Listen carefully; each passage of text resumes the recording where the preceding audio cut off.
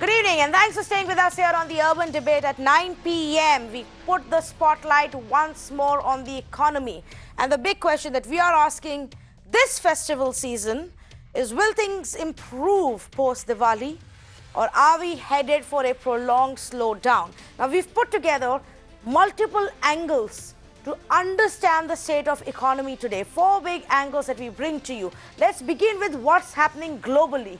The new IMF chief, Kristalina Georgieva, has said that the world is suffering a synchronized slowdown. This is the world we're talking about, not just 1 or 2 countries. She says the IMF is expecting slower growth in 90% of the countries, including India, that the global trade growth has come to a near standstill. In a globalized economy, if more than half the world is struggling, it's bound to impact the rest. Now, India, as you know, viewers, is already experiencing a slowdown. For example, for the 8th straight month, Maruti Suzuki in our country has cut its production, this time by over 17%. But it's not just Maruti. Tata Motors has reported a 63% drop in production of passenger vehicles. And we've been repeatedly talking about the auto slowdown. Here is an interesting data point, and we will try and analyze this in the next half hour. A CMIE report on employment in rural India suggests that there is a bit of uptick in the last 1 month, led by substantial pickup in new jobs in rural areas due to improved monsoons. So what does that mean? From July to now, from September last year to now, are we genuinely seeing some kind of pickup in employment? We'll get those questions answered for you just a bit. Also, what is the government up to, trying to boost the sentiment? So the government has termed this as a Diwali gift for over 1 crore central government employees as well as pensioners by increasing the dearness allowance that's been hiked by 5% to now 17%. A welcome move, of course, for all of these central government employees. But is this and the other announcements that have been made recently enough to boost the economy, enough to get the economy back on track? So 4 angles. Angle number 1, IMF chief's grim warning for the world. Angle number 2, the auto pain continues, intensifies for many companies. Or angle number 3, unemployment rate falls in rural India for the month of September. And angle number 4, dearness allowance hiked by 5%. Let's say good evening to our guests who are joining us right now. Dr. Brinda Jagirdar, Senior Economist; Santosh Mehrotra, Professor of Economics at Center for Informal Sector and Labour Studies at JNU; Siraj Hussain, former Agriculture Secretary. And it's good to have him today because we will be understanding the report that's come out as far as rural employment is concerned. And Aman Agarwal, Director for Indian Institute of Finance, who's joining us right now. But first up, let me just quickly go across to Mr. Mahesh Vyas, Managing Director and CEO of Center for Monitoring Indian Economy. Mr. Vyas, your report has got everybody very, very intrigued. Would you like to explain to us how you read the data that has come out?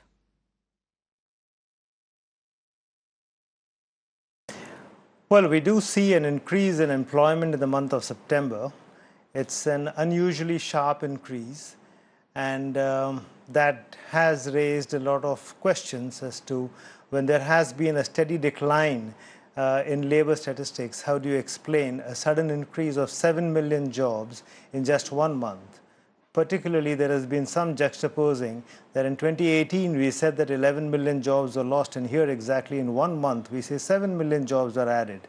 So that looks like it's too noisy. So the first disclaimer is that month-on-month variations has some statistical noise in it. So one should give some allowance for that. But nevertheless, 7 million increase is quite a substantial increase. Even if you discount that, we have still seen a very sharp increase in employment in the month of September.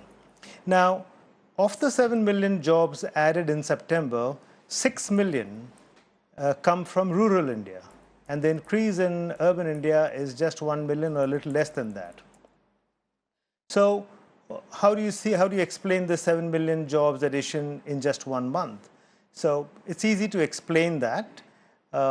This seems to be the case of a big pickup in Kharif sowing in the month of September. If you go back to September 17 and September 18, we see that during the month of September, we see about around 3 million hectares of additional area coming under the Kharif crop, sowing I mean. Whereas in this year, in September 19, we saw 5.3 million hectares of additional area come under the Kharif sowing. This is a very sharp increase, and sowing is a labor-intensive activity, and that should be the major explanation for the increase in employment in rural India in September 19. Now, if this is true, then this is obviously not sustainable. Sowing season ends in September.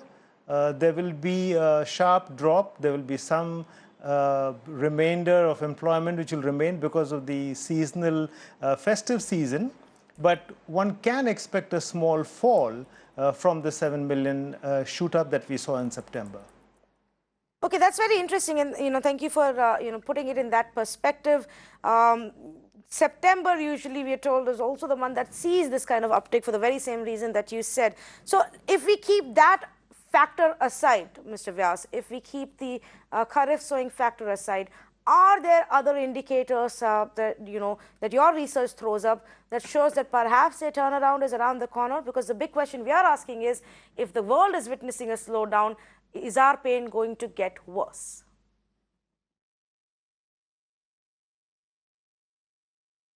There is no evidence to show that jobs in other sectors are increasing. And I should add, to be honest, there is no evidence to the inverse of that as well, in the sense that there's no evidence that jobs are falling as well. Yeah. We only have one evidence that the area under the crops did increase, and that should explain the increase in rural jobs. But I don't see any reason why jobs should be increasing on a sustained basis, because a survey we completed also in September on investments saw that investments are actually not rising. New investment proposals are down to a 15-year low, and completion of projects has slowed down quite substantially. So if no investments are happening, I would assume that no new jobs can get created easily. So this was a one-month blip, which may possibly vanish. Since we have you very quickly, CMI data has triggered a debate on the jobs crisis now for a year almost. Often it's been dismissed by the government and those who back the government arguments. Do you believe that the fact that a year later we still don't have any substantive data from the government on unemployment is a concerning factor?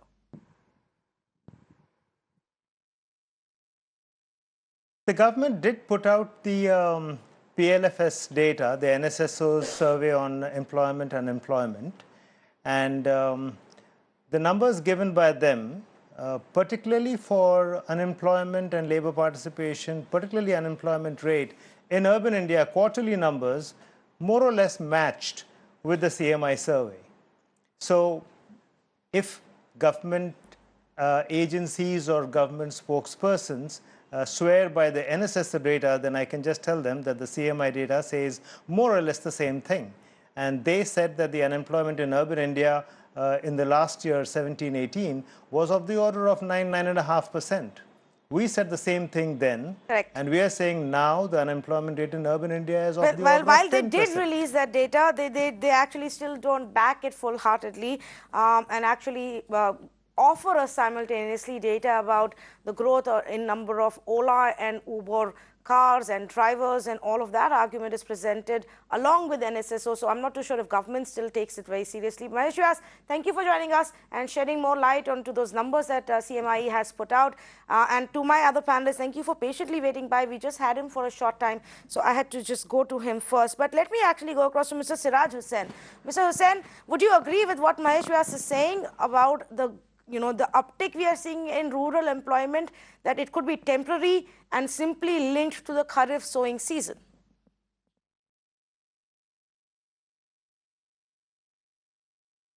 Actually, I agree with him because in June and July, the first 2 months of the monsoon season, there was a very high shortfall in the monsoon as a result of which the progress of sowing was very slow.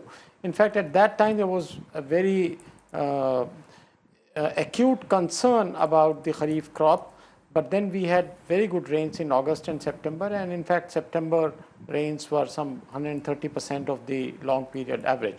So it is true that due to delay in rainfall, the sowing operations got shifted a little bit, but I have not had a detailed state-wise look at the CMI data, so I really do not know if it corresponds to the states where the sowing was higher in September as compared to July and August, and how does it compare to previous years? Because this figure of about 6 million jobs added in rural India is really very high, and one needs to look at the state level disaggregated data. So what I can share with you right now that I have with me right now is in September 2018, the unemployment for rate was 6.5% and it's 7.16%. So relatively speaking, it's much, unemployment is still higher than what we saw last year in September. But if you look at August 2019, it was 8.19%. So that's the drop that we are witnessing from, from August to September this year. But let me bring in our other experts. Santosh Mehrotra, good evening to you. How are you reading the current economy indicators?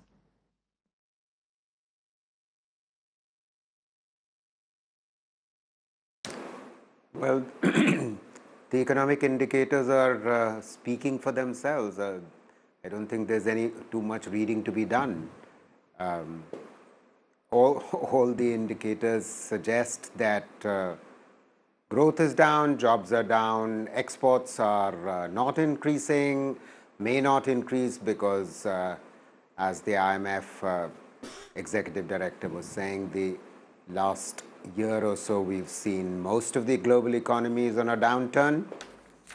So, and as Mahesh Vyas was just telling us that there doesn't seem to be within this year much evidence of investment increasing. So in the context of most of the drivers of economic growth being tepid, I think those indicators are speaking for themselves. So effectively what that means is, and if you look at what the IMF chief said, that in some of the largest emerging market economies such as India and Brazil, the slowdown is even more pronounced this year. They've obviously already cut the growth projections that they have. So how do we read this, Brinda Jagirdar? Does this mean that, this slowdown is not simply cyclical for 1 or 2 quarters? Or is it too soon to ask the question, are we staring at a recession?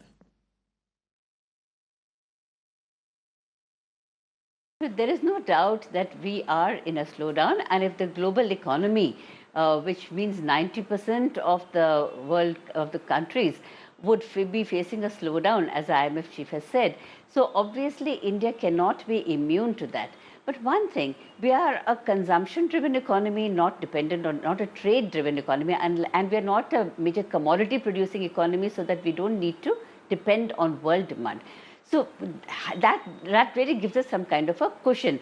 But then if this slowdown, what it means is that it would affect inflows into the country. It would affect our exports also. So we really need to move around and see how we can protect ourselves, or rather prepare ourselves. Now the slowdown, why the chief says that it will be very pronounced in India is because we are looking at 8-9% growth, and now we have to settle for something close to 6% growth. So what I believe is that we will be looking at a slowdown for some more time, maybe definitely till the September quarter. The numbers are not going to be good. Even perhaps the GDP number could be disappointing, not below 5, but around that. But after that, in the second half and in the next year going forward, I feel the measures that have been taken, those are going to start kicking in. Now, we will not be immune to the trade dispute that is going on between US and China. China, for example, today says that it will buy more soya bean products from the US, 10 million tons more, maybe about $3 billion worth. So the disputes remain, but then I think they're trying to look at ways how to not let this escalate further. But the point is that exports have been slowing since last year already. And if we look at our situation, we need to be cautious. It's not a scary situation, but certainly we need to be cautious, because let's see how we can get the countries which want to leave, say maybe China, or which are looking for places to invest. How can we make India an attractive investment destination? That is something we need to do. And I think we would, the measures that have been announced by the government, they're not short term and they're not going to kick in right now, but I think they will start showing results going forward. Okay. So we're in a better position than maybe other countries. We are in a better position than maybe other countries, says Brinda Jakirtar. But Aman Agarwal, you know, what we saw from the last time that the world went through this kind of a synchronized slowdown was in 2008 and 2009, and everybody said that India was in a better position at that point of time, that we were able to somehow protect ourselves from larger global impact. Is the situation different this time, because we are already witnessing some of our own problems? You see, Tanvi, few very interesting data which have come out in the last 2-3 days. One, which is that the United Nations does not have money to pay to its own employees. That's the only salary they have is for the month of October 2019. 70% of the economies have only paid, 30% have not paid their due funds, which I expected. Clearly shows that there is slowdown around the globe. The IMF managing director has already pointed that out, but she pointed out a very interesting fact as well, that there will be a dip in trade of about $700 billion, which would actually impact 0.8% of global GDP growth. The global GDP growth is around 3.6%. So we're looking at a growth figure of about 2.7 to 2.8% as against 3.6% last year, which we had. Now, this is not something very small, but she also pointed out the fact that we have already observed a substantial shift, especially in case of India and economies like Brazil.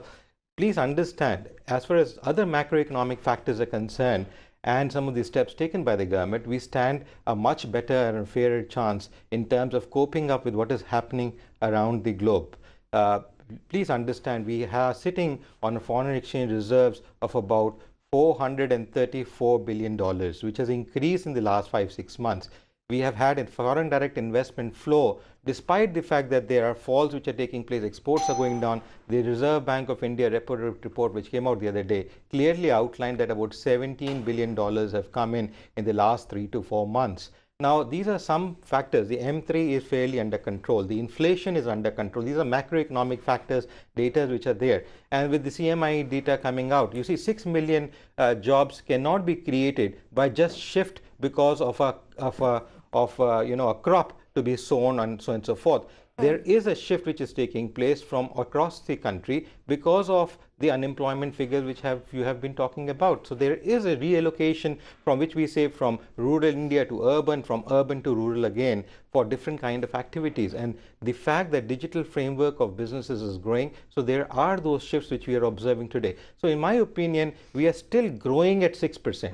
Let's not start counting down our government, our people in this country, that there is too much of negativity around. If you really look at the bigger picture, the world is a much bad position, as the MD of IMF said, as against what we are witnessing in India. We're still witnessing 6% growth. We're still seeing livelihoods. We don't have to be the so kind of let's start no, but let's also put it in perspective, Mr. Aman Agarwal. Yeah, we have to be growing at a much faster pace than many of the other countries in the world. Otherwise, the impact on us for that slowdown is going to be much, much worse. That's the point with the kind of speed that we were growing at, that if this starts slowing down, the pain is a lot more. Now, but the point that you raised, let me take that point across. And back to Professor Mehrotra. Professor Mehrotra. Tanvi, just one point. Yes. Tanvi, just 1 second. You see, Brinda also pointed out we are not totally dependent on the global economy. Correct. For the fact that we are still a part of the global economy. So certain heats will be borne by us. So we are already bearing those heats in terms of trade and the facts which are happening. But the whole growth within the country comes from within and not from outside. After 1919 debacles and sanctions put on us in 1990s, and that's what's created this global Indian economy to be more dependent on itself. So that way, that's why we are more still safer, like she said, like our panelists have said, much better than what we could be running today. The fact that we are also a consumer economy, the consumer confidence is down and out. And I don't think when I say that it's an exaggeration. It's exactly what the RBI Consumer Confidence Survey just reflected 2 days ago. But Professor Mehrotra, let's come back to the fact of 6 million, jobs being added in rural India. Is that a number that Mahesh Vyas says looks noisy, but what explains it?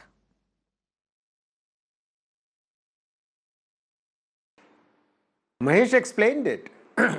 I'm just only going to repeat what Mahesh said. Yeah. You see, rains came later this year. Because rains came later, this bump in rural employment, which would earlier have taken place in June, July, has taken place in August, September. It's very simple. That's what has happened. So this goes I away. don't think there's, No, there but is, of Aman course, Agarwal is saying there is a lot more to it and we shouldn't dismiss this employment figure. I don't think there's an issue here. No, what is this all? What is this lot more? What is this lot more? Okay, Professor Agarwal, please. I think yes, it's Professor the rains Agarwal, coming late. you That's talk what- about that's a the shift that's explanation. happened. Very simple. Yeah, what is it? Yes. Correct. You see, Mr. Malhotra seems to be missing What that we had shift? What rainfalls shift? late even last year. What shift? So I don't know what shift. Did we see that kind of a bump last year as well? Mr. Malhotra, I'm not shouting. Can I speak if you don't mind? You see, please let us understand we have had shifts of rain even last year and even previous to that year also. So it's not that the shifts of rain have not been there. So much of labor mobility does not take place just to villages just for sowing or cutting crops. Please understand that. If the data, CMIE data is saying so, and if I believe what is being said here is about 6 billion jobs moving there, then there is more than what is there, which is happening than just moving for agriculture production. So this needs to be accepted. And this is clearly evident if the fact that what will happen to those people who are Thank leaving, you very much. as you said, auto So jobs. jobs are They're moving leaving back. out of factories. In Where other will words, they people who go? are Where will they go? Mr. Malhotra, can I speak? Mr. Malhotra, can I speak for a minute? So precisely. Thank you. So precisely. Yeah, No, yeah, look, you've already had a chance. She was asking Mr. me, Malhotra, you came back at me. Can I come back now? Okay, Aman Agarwal, let Aman Agarwal finish your point and then Santosh Malhotra can respond. So you are saying that there is a shift and Yes, people one are going second back only. from the cities to the villages, to the rural sector for employment. Yes, because of as you've already pointed out, there have been jobs cut down in automobile sector and various Correct. others. Correct. Those people who work in these factories come from rural India. But what jobs are they naturally getting in going to rural go India back to their apart from families, sowing start during working Kharif there. season? No. Again. No. Let's come back again. You are thinking that maybe there are some of them who are more skilled, maybe going back to start up certain businesses as well. We will come to know that in another month or so. Mr. Malhotra is more advanced in knowing about it. It seems let him speak more about it. It seems he can explain the 6 billion shift now. Okay, and why Professor not depend Malhotra. on CMIE Yes, instead of and then speaking I will out go what to he our feels other two about it. panelists also. But yes, Mr. Malhotra.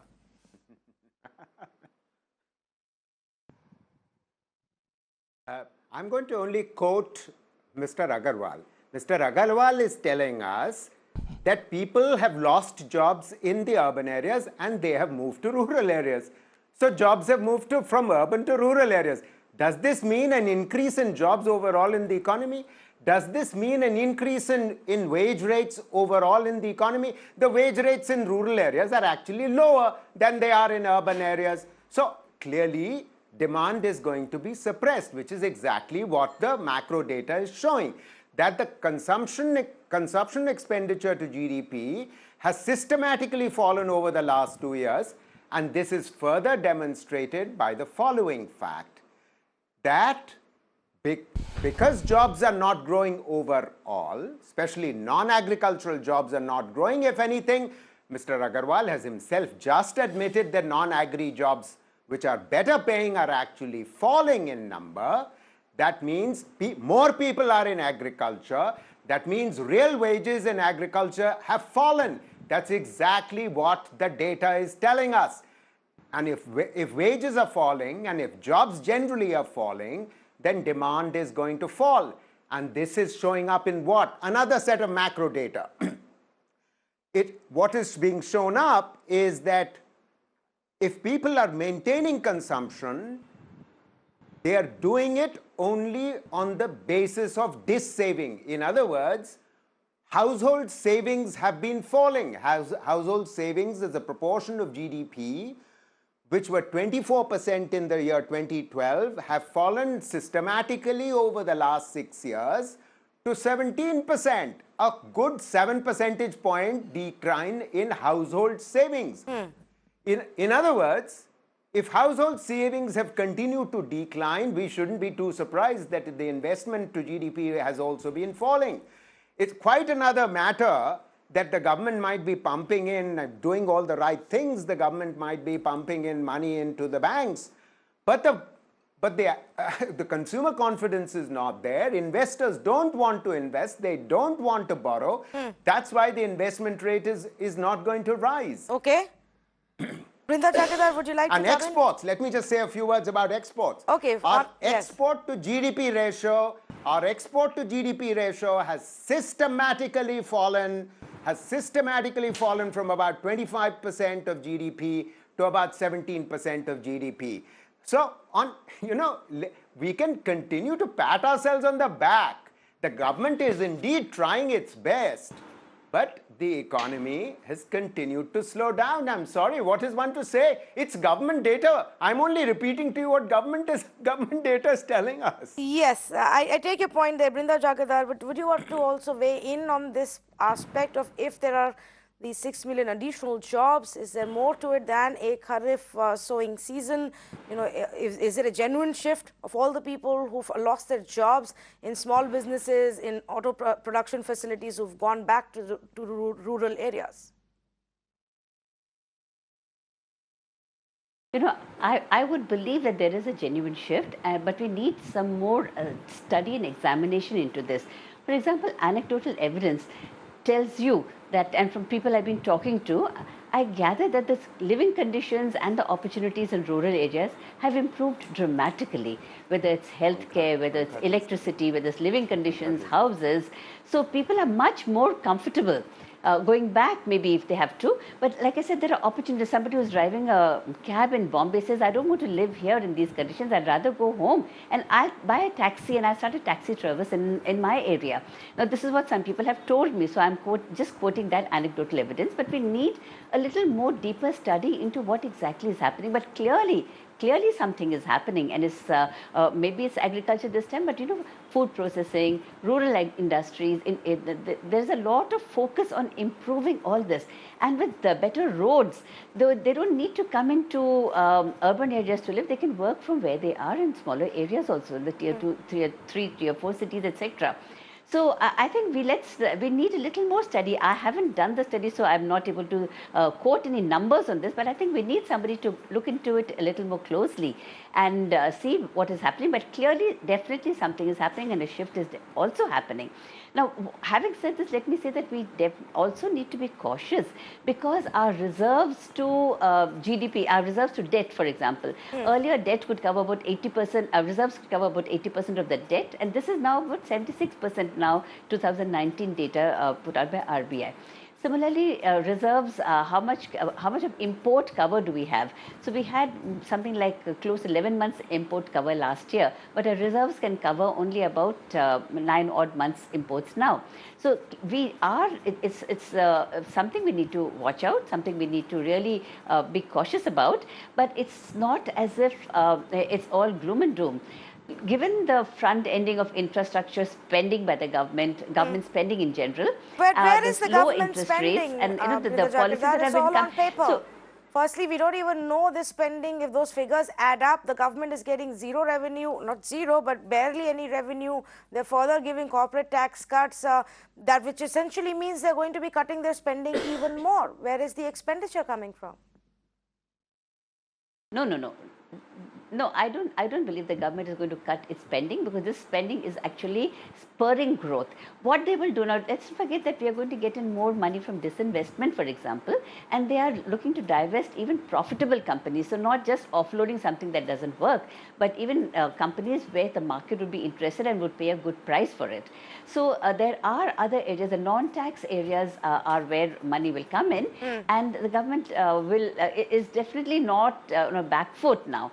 It wants to spur growth in the economy, give a fillip to investment. It will have to take the lead for investment, so that private capex can also get follow. Now, there was one one news item which said that even Lockheed is going to come and manufacture wings for F-16 planes in India. So, these are anecdotal. So let's just be, and I said, we are not going to see the impact now, definitely not in this calendar year. Correct. Maybe So this the next year, the next last let's quarter brace of the ourselves next year, this year. this fiscal. And this Yes. year, I don't see. Correct. Yes. Okay. I get your point. I get what you're saying. Let's quickly bring in a few voices from our viewers as well. Anil Kumar on the phone line from Chennai. Good evening, Anil. Go ahead, please. Hi, Tanvi. How are you? I'm good. Go ahead, please. What would you like to say? Yeah, I want to point out about this slowdown in India and of the world. But I want to say that we can't compare world slowdown to India because India is in front of world. It is not even born. In the world, forward nations and all, they've achieved so much. Now they've only groomed either to upgrade or just to build a new city. They trash the whole city and bring build a new city. But in compared to that, India is not even born. And moreover, I want to point out that once the Honorable Prime Minister, about 5 years before he has announced was Make in India, French ex-president has said, we have to say the world has to say make with India. Right. Because India has so much of a capacity. So much of a capacity, it can put world economy, it can lift the world economy. So it is just, we have to see we can't say that world is at a slowdown. India is also suffering from the slowdown. And moreover, the government is not releasing the funds, whatever the electricity board or whatever. Correct. The government keeps telling us that they're going to ensure that all pending funds and bills are actually paid. But I take your point, which is what some of our panelists were also saying. There's one other aspect that I want to touch upon. But before we go go back to consumer sentiment and consumer buying, Mr. Siraj Hassan, do you agree with largely what is being said about shift in employment because there are not too many urban opportunities, that these people are moving back to rural and that there is some opportunity beyond Kharif sowing which is there?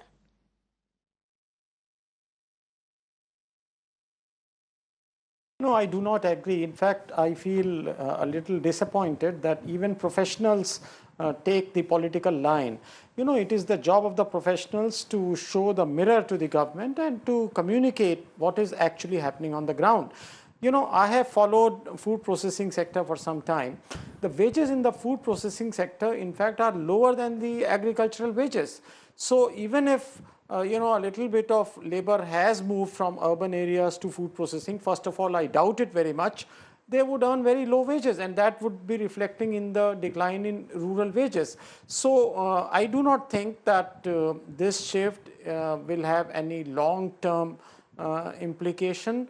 First of all, I would like to see the state-wise data, whether the higher level of employment is in states where the sowing has actually improved.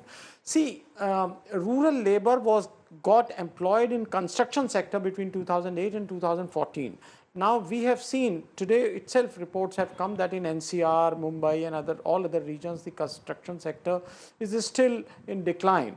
It is not showing any signs of revival. So obviously, where will people find employment? So if people have lost jobs in urban areas, in small scale industries, even in big industries, they will move back to rural areas. Now that may be showing in the CMIE data, but I think that data needs more analysis. Yes, so this is for everybody who was jumping at this data earlier today to say let's analyze it with caution. It doesn't necessarily mean that things have begun to turn around. Now, one other indicator that everybody is very closely watching is the consumption this festival season. Santosh Mehrotra, we don't have any official hardcore data available because the season is still on. We have some quotes to go by. And the Flipkart CEO says we've doubled our transactions in tier 3 cities. Fashion, general merchandise and beauty categories are doing well with first-time shoppers. So they're obviously sounding extremely bullish on the kind of sales they're witnessing. Amazon India head says we received orders from 99% of India's PIN codes, of which 88% customers were from smaller towns. Do you believe that these online sales which are going on, where a lot has been spoken about a huge jump in the banking transactions, that's any kind of indicator of a revival?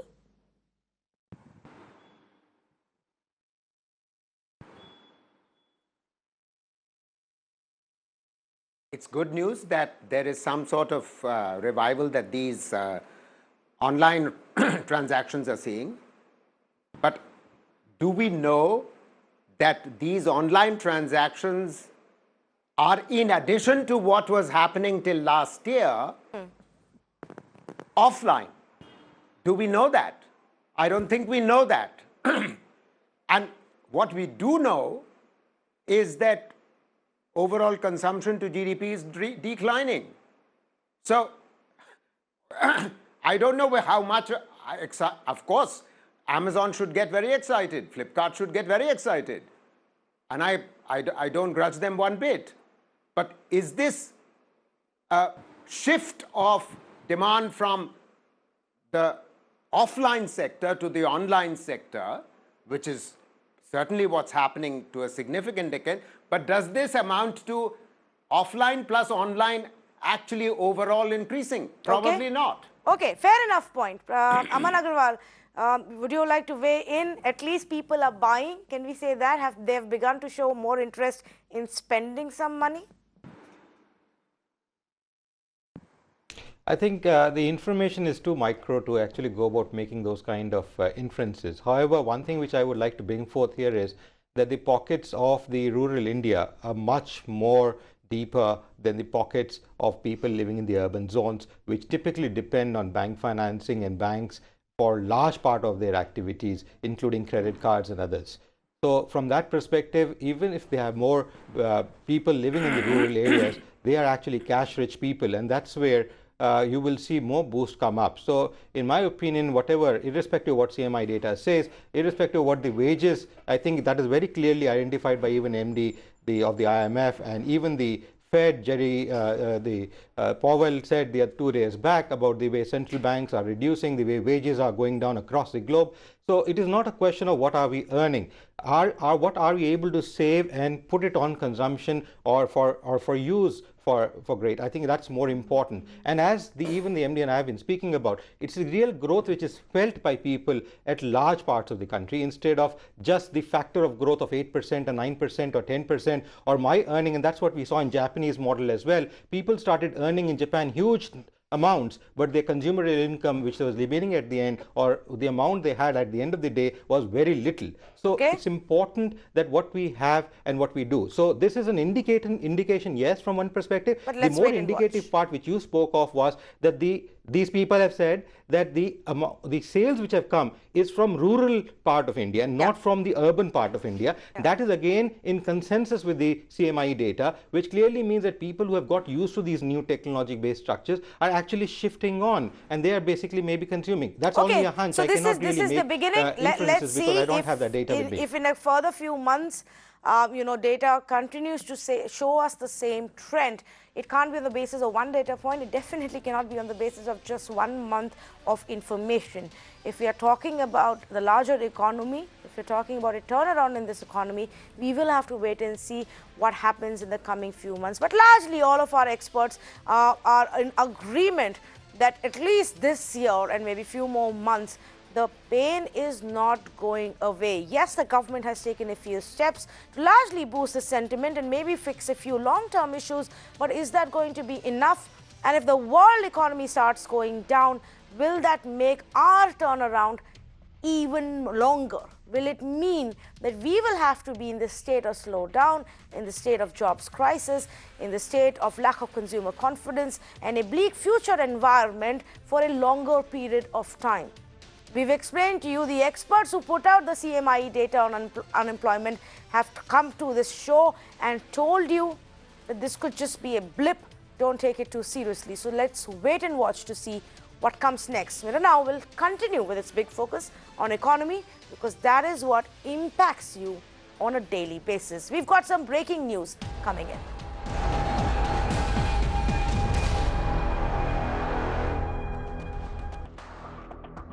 Well, the Muzzafarpur police has cancelled the F.I.R. against the 49 personalities or celebrities, as many were saying, and has termed it as false. Now a case will be filed against the petitioner.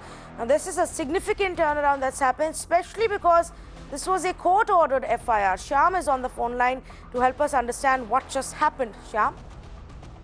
Well, the Muzzafarpur investigating officer in this case, after the F.I.R. was registered, the IO has found the case to be maliciously false, and that is the reason why the case has been termed as false. And now, or rather, the Muzzafarpur court has filed a case against the petitioner Sudhir Ojha in this case. As we all know, that the petition was filed in the court against all the 49 petitioners, which included celebrities like Aparna Sen, Anurag Basu, and others.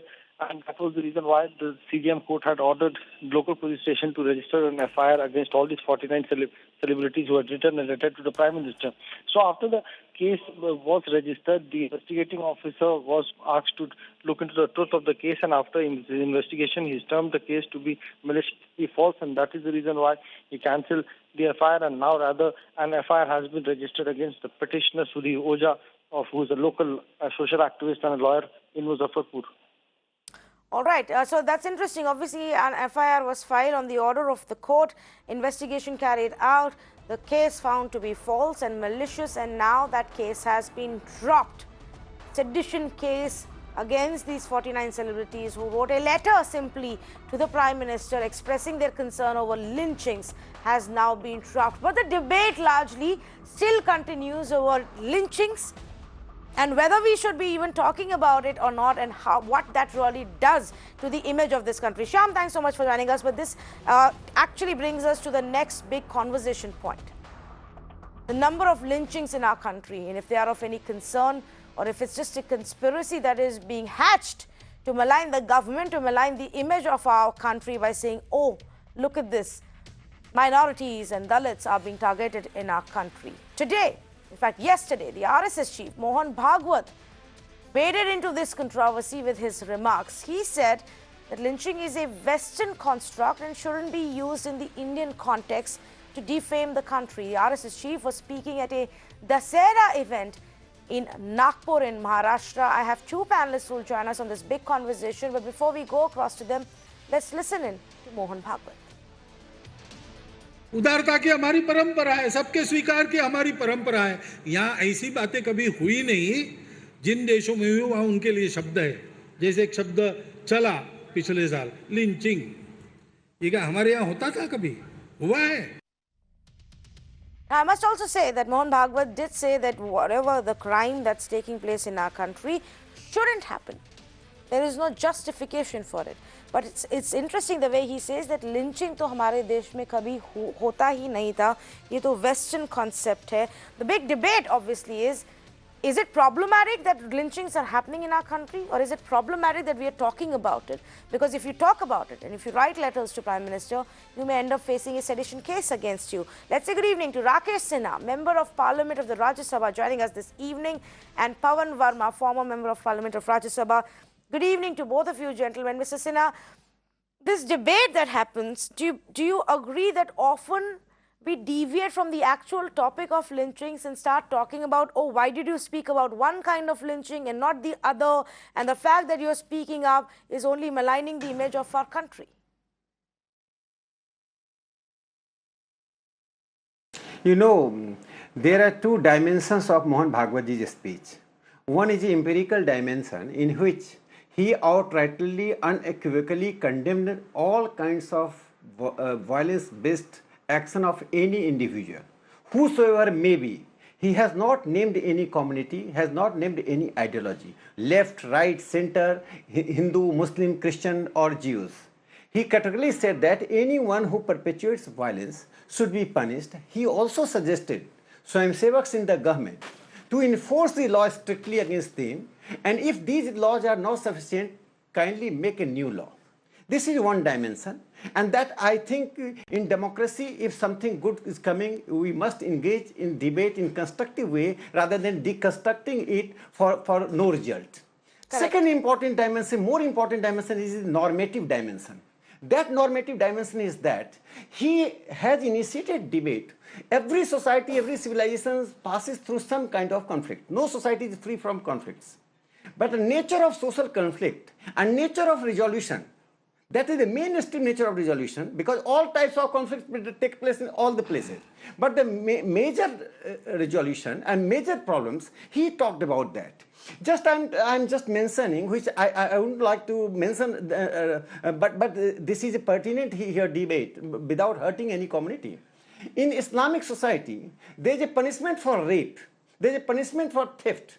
But in our society, these are not legitimized by religion, not legitimized by other things. There is a caste discrimination. Dalits have been many times Dalits have been killed and Dalits have been tortured. But there are resolution their time. Gandhi's Harjan Yatra, JP came, even the JDU party, Pavan Verma belongs to Janata Dal U, and his party has resolved the issues in Bihar in such a constructive manner. Therefore, Mohan Bhagwat, this normative dimension is more important. In medieval society, Christian society, there has been lynching. So, Mr. Sinha, let me ask you this question. Bloody Mary, we all know in England, 300 priests were burnt. Mr. Sinha, let me ask you this question. So, yes. what is Mr. Mohan Bhagwat saying? We shouldn't call it lynchings? What do we call these crimes where an angry mob or a group of people get together and beat somebody up so badly that they die right there? And in some cases, while there are cases where it's because of suspicion of theft, there are cases where it's suspicion of kidnapping, and then there are cases where bigotry comes to the fore. What should we call these crimes? No, I'm answering. You know, when the lynching word and the lynching, the kind of criminal activity began in the medieval world, and that sometimes perpetuates. Even the Senator of America and some representatives of the people on Facebook write for lynching and support the lynching. That is not the case of India. When you say India is a lynchistan and lynching takes place, the outside India, the image of India is compared with the medieval tradition of lynching in the Christian world and medieval tradition which exists in some Islamic world. Therefore, there are mob violence, no doubt. Dozens of witches were killed in Jharkhand in 2013 and 14-15. Because they were considered that they are enemy of the common people. Some people are killed on the basis of rumor. But our society has a resolution mechanism, and I think whatever happened, nobody is justifying, nobody is legitimizing, nobody is giving dignity. Dignity is given by those who connect it with ideology, with community, with a ruling organization. If you suppose I commit a crime, and you connect me with a Janata Dal U, you connect me with a Communist Party, or you connect me with the RSS, then a fringe element, suppose I am a fringe element, then I get a dignity. I get a cover of the ideology and the party. Then the fringe elements of that ideology and organization come for my rescue. Fair enough. Now, I have a response to that, but I am not going to get into this debate. This is you versus, and I have Mr. Pavan Verma on the other side. Mr. Pavan Verma, does it seem that the debate invariably becomes about why are you talking about lynchings rather than being concerned about the fact that there are lynchings happening in our country?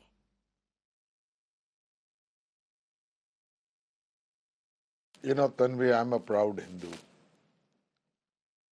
And it pains me that when someone like Mohan Bhagwat ji, who also professes and is a defender of the grandeur of Hinduism, finds means to obfuscate the taint on our society by the fact that a group of people take the law into their own hands in the cause of protecting Hinduism and devalue me as a citizen and demean me as a Hindu.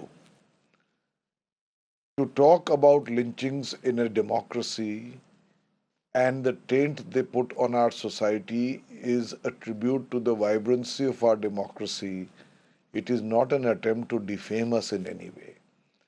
I do not believe that Indians or Hindus are lynchers, but I believe that there are elements within Hindu society and within society as a whole who tend to take the law into their own hands. They are illiterate bigots who believe that they have, in some manner, the powers that be on their side. And there have been countless incidents in which this has been shown. And I want to ask that how can you beat a man to death by asking him to recite Jai Shri Ram, the great Maryada Purushottam Ram, who says to Bharat in Tulsidas's Ramcharitmanas, पर हित सरिस धर्म नहीं भाई, पर पीड़ा सम नहीं अधमाई. there is no greater sin than injury to others than violence of this kind. He says this. He says this to Bharat himself. Yes. He is Maryada Purushottam Ram. Yes. And there are people who are making an unarmed, innocent person recite Jai Shri Ram and beating him to death. And what does the police do? The police says that when this 24-year-old dies a few days later, He they died say of a heart he attack. died of cardiac arrest and Correct. not the merciless beating by 13 people. And they downplay the crime to culpable homicide. Okay, so let me take What that point, happens Mr. when Verma, victims, and take it back to Rakesh FIRs Sinha. are filed against victims? Rakesh And Sinha, for when you say cruelty don't to link it to an animals, ideology, rather than against don't those link who it to a perpetrated specific the community. crimes. Correct. And it is recorded on video. Yes.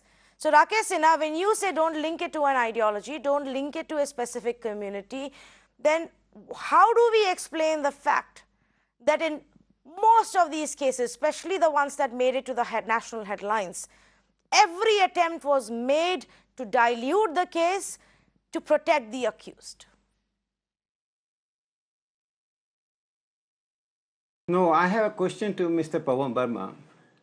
In how many cases in Bihar there are some mob violences? He stood and he said that these are the RSS men who committed the crime. There are mob violence in Bihar too. He is a part of the ruling coalition. And I have a question. Before 2014, the mob violence was a secular violence. After 2014, all mob violence belongs to Hindutva. Suppose I give a slogan JDU Jindabad and I commit crime. This means entire JDU, and because I have given the slogan But of if JDU, you get so off the Janata hook- Dal you is a part of that But crime. Mr. Sinha, will you not at all. answer my question? But if you get off the hook by saying chanting JDU slogans, Yes, I'm and completely- then I'm don't coming- get sent to jail, then won't we ask the question that is JDU protecting you? I'm answering. I'm coming to that. I'm coming to that. You know, Mohan Bhagwat's message is very strong, very clear, very loud. He had also given message to the police, civil society, and the administration. If you are confused that these elements and third-rate elements, whether killer of the Pahlu Khan or the Prashant Pujari, I don't discriminate. And unlike Pawan Verma, I don't connect anyone with a particular community. Okay. He mentioned 3 times about the Hindu community fringe elements. There are fringe elements in all society and all region, Mr. Verma. Okay, Not only I'm Hindu sorry, I Just have to claiming interrupt that you here. are a great- I'm completely out of time. Thank you so much to both of our panelists for joining. It was interesting to hear both sides of this story. I have a very limited point of view here.